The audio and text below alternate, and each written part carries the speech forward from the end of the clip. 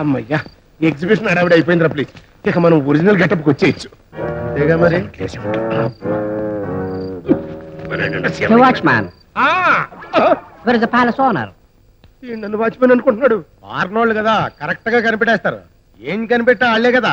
Columbus America కనిపెట్టాడు, Marconi radio కనిపెట్టాడు, ఈ నువ్వు క్యారప్ ప్లాట్ఫామ్ కనిపెట్టాడు. ఇంకా నువ్వు ఓవరావుకు ప్లీజ్. ఎగ్జిబిషన్ అంతా మూవ్ చేసిన తర్వాత వచ్చాడరా. ప్యాలెస్కి ఏమైనా కన్న పెడదామనే? అది 25 ఏళ్ల క్రితం నువ్వు చేసిన ఏదో పని. ఆడికేం కర్మ. జనగమాల చరిత్రలో వద్దు. వద్దంటే పోద్దేటి. అసలు నీ ఉద్దేశం ఏంట్రా ప్లీజ్? 25 ఏళ్ల క్రితం నీ ఉద్దేశం ఏంటో నా ఉద్దేశం కూడా అదే. తొందరలో నువ్వు your attention please. Hyderabad Madras జానివలి చార్మినార్ ఎక్స్ప్రెస్. ఏడేడు చక్రాలు నేను నడువలేను, 2 నేత్రములు లేని గుడ్డివాణ్ణి బాబు.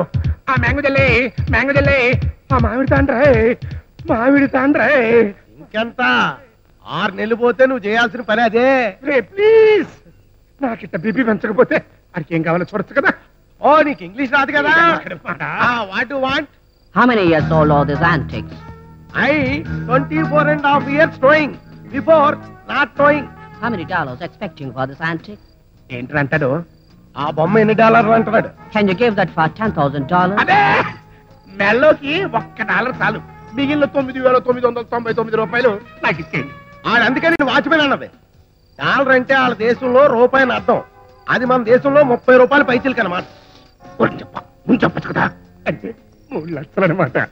అలా ఎక్కడి ఎన్ని అమ్మేసామనుకో కోట్లే కోట్లు కోట్లే. What he says? Yes. Selling. No, you can't sell it. There are certain government rules for this antiques.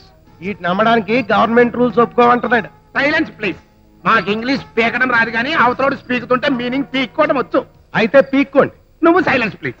Hello ఈ ప్యాలెస్ కి జమీందార్. You not worry. Address give. My మనుషులతో సరుకు సెండింగ్. ఓకే.